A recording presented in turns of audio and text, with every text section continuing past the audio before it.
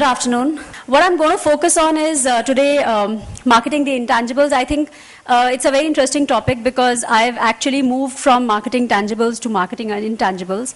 And I put this presentation together actually capturing everything that I have learned over the last 2 years that I've been with Axis Bank. And I've tried to draw parallels between what I saw in FMCG and what I'm seeing now, and the difference between marketing tangibles and intangibles. Looking at the dictionary definition of what tangible and what intangible means. So obviously tangible is something that you can touch, you can feel. Intangible is something that you cannot touch or feel. And when we look at it in terms of industries, we typically see things like soap, shampoo, beverages, apparels, everything that you can touch, feel, take home away in a bag are tangible products. Things that are just, fixed deposits, which you can never see, right? Or a airline where you go through an experience, but you don't take the plane home. Or a hotel where you just sort of spend the night and then you get back are pretty much all intangible industries. There's a big difference in the way consumers approach these products. So if you look at tangibles, they'll see something on television, they will go to a shop, they will see a packaging on the shelf, they will buy it, and after that they'll tell their friends whether they liked it or they're not. That's typically the purchase pathway in a tangible product purchase. So actually it's not very difficult, I would say, because there are very few touch points.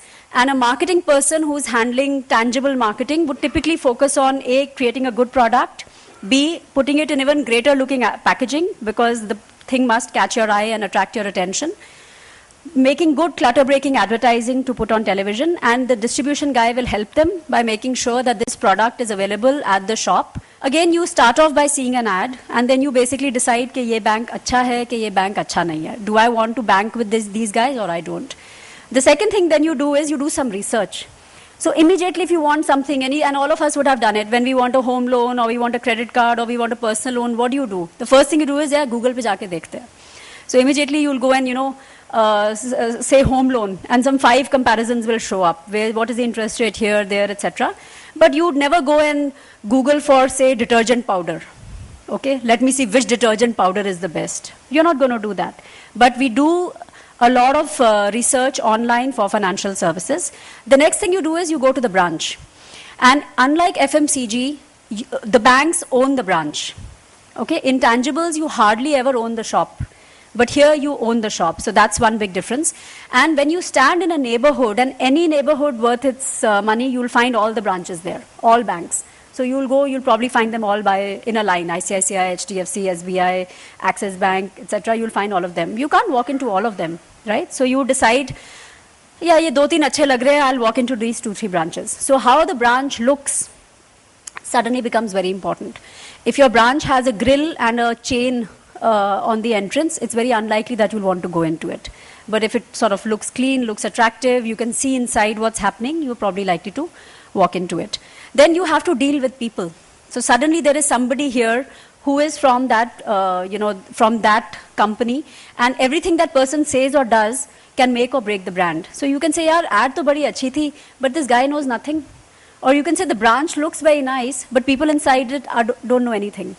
Or you can say the ad was great, the branch looked great, and actually the people also knew what they were talking about, right? So the person becomes a very important part of the product delivery. And then, of course, there is a product. So, I've put credit cards here. And then if you're happy, you'll talk about it. And if you're not happy, you'll talk about it even more. Okay, so party time conversation is never, ye maine detergent powder kharida and, my shirts didn't clean properly.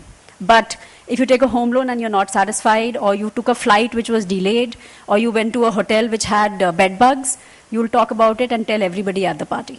Yeah, so intangible marketing is actually a completely different ball game from tangible marketing. So the focus areas that, therefore, for any marketer, in the case of tangibles, would be advertising. It takes up a large part of their time.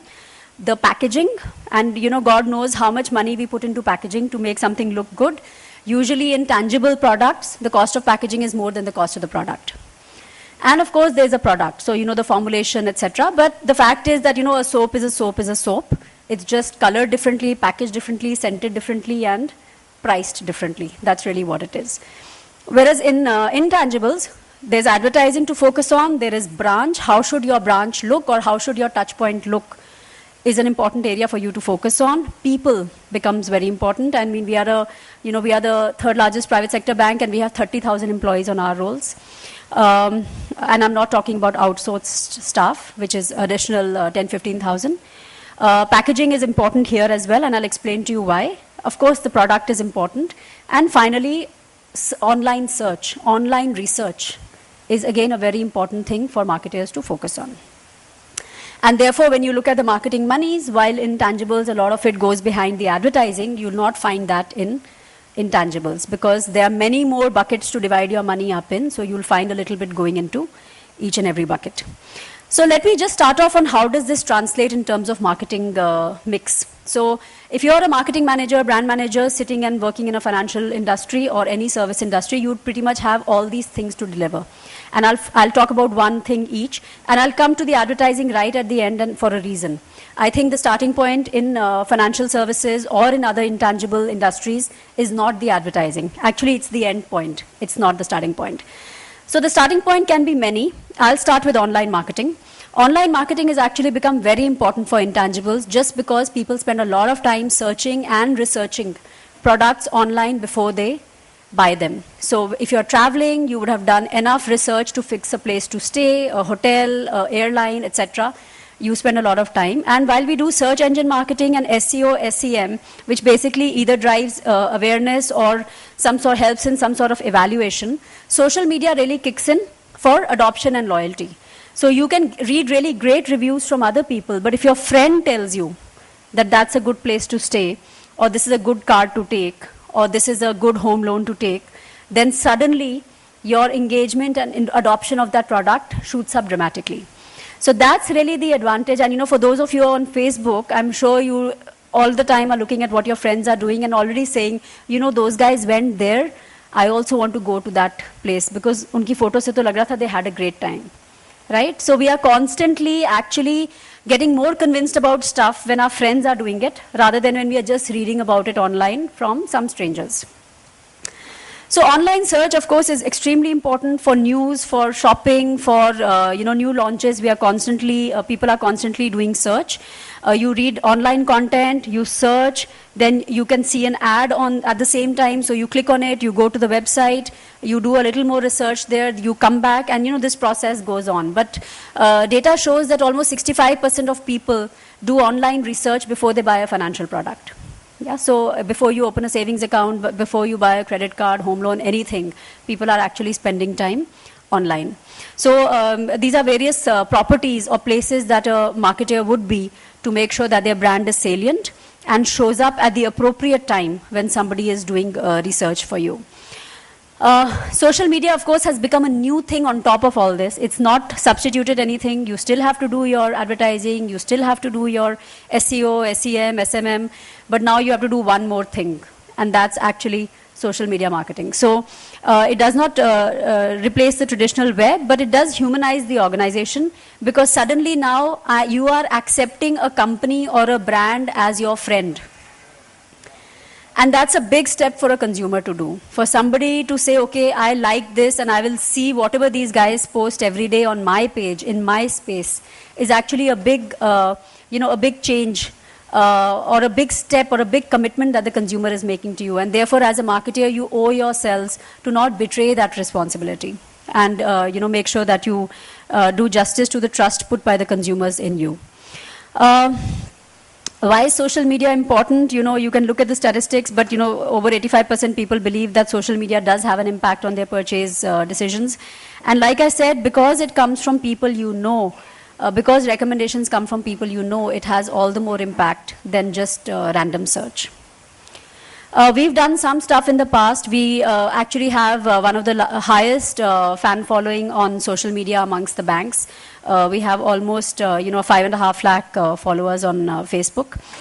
We also have a YouTube channel, which is a dedicated YouTube channel where we showcase all our advertising and our communication. And what we like to do, because consumers are not dying to listen to your products on social media. They don't want to know कि अच्छा तुमने 10% interest का कुछ नया home loan निकाला है, या कोई और कार्ड तुम दे रहे हो, या कोई AQB जिसमें 10,000 है और 50,000 नहीं है. They are not interested in that. So you have to actually take your messaging and put it across to the customer in a more engaging way. So one of the things that we did was we did a Meri Zindagi Ka Safar application at the same time that we launched our new advertising campaign, which allowed consumers to map how many places they had lived in and how much distance they had traveled over the course of their lives. Or it allowed people to put up photographs and actually create a movie out of their own photographs, saying that this is what this is my life in a picture. Okay, so those are the kind of things that one needs to do on social media to actually stay engaged and relevant. You have to remember that you're one click away from being removed from the consumer's list. One click away. The day they think you're a pain and you're always bombarding them with stuff, they will just unlike you. That's what they'll do. Yeah, so it's important, but it comes with a lot of responsibility. The second thing, like I mentioned earlier, was that they come to the branch. Yeah, so it's very, very important for you to figure out how your branches look. Frankly, our neighborhood kirana has become a supermarket, our dhabas have become food courts, our cinema halls have become multiplexes, but many branches still look like the branches of our childhood. And I think consumers are now ready for a change, and they are not going to accept retail environments which are not geared towards them, which are not designed to cater to customers, because they've got used to being pampered everywhere else where they go. So some of the key principles that we've recently redesigned our branches. So many of the old branches you'll find are still in the old format because it's a Herculean task to actually renovate all of them. But all new branches that we've opened in the last 6 to 9 months have been in a new layout, and I'll just share some pictures about them. But what we tried to do was we tried to say, from the external fascia, when I see a branch from outside, I should want to go into it. That was our first aim, that it should look attractive. It should look appealing. It should appeal to the primal, the subconscious brain of the person saying, yaar, ye jagah achhi lag rahi hai. I will walk into it.